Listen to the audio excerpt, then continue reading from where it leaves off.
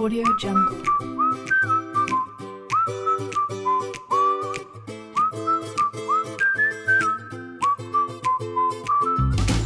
Audio Jungle.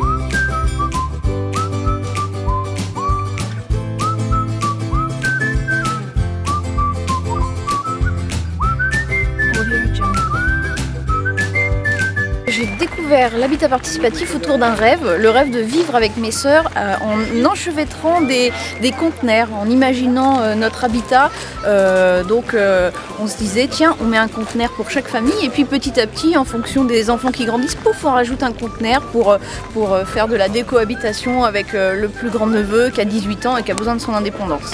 J'ai rendez-vous ici avec 5 familles pour voir si on peut faire un projet ensemble. Moi j'ai découvert l'Oasis, le principe de l'Oasis, par les colibris, le mouvement des colibris. Et donc il a une proposition d'activité pour vivre dans des habitats participatifs écologiques. Et je tiens à ce dernier mot qui est plus qu'une nuance, qui est un différentiel important de l'habitat participatif.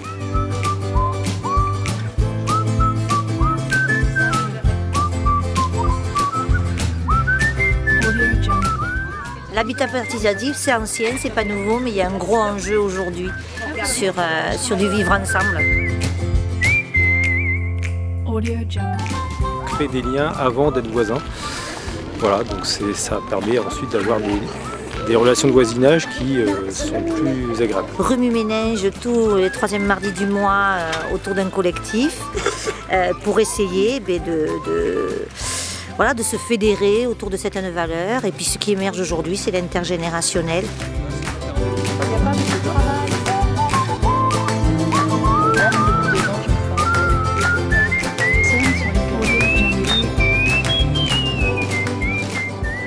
Alors déjà, il y a de l'entraide.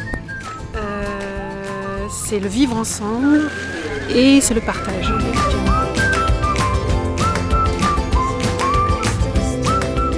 La priorité, c'est vrai que, pour mon collègue et moi, c'est vraiment le lien, la solidarité, mais effectivement, après, il y a tout ce qui est pratique, la mise en commun de parties, de locaux plutôt, donc des ateliers, des buanderies.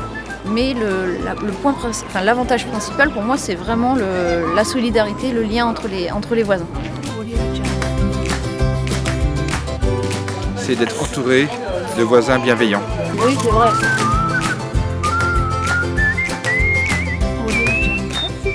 Je pense qu'on n'est pas fait pour vivre seul en fait dans des maisons et que s'occuper d'enfants ça demande beaucoup de temps et d'énergie. Quand on vieillit, on n'est pas fait pour être tout seul dans notre maison et du coup vivre avec d'autres familles, avec d'autres générations, d'autres gens de milieux sociaux différents, je pense que c'est vital en fait.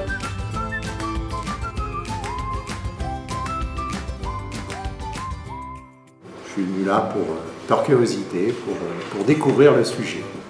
Effectivement, je suis très intéressé par ça, et si on peut le transposer sur notre commune, pourquoi pas.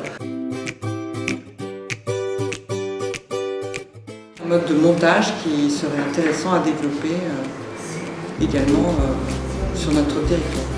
J'ai eu la chance de voir un peu comment ces choses-là se montaient dans des contextes difficiles. Je crois que ça fait partie effectivement d'une solution de logement qui me semble intéressante.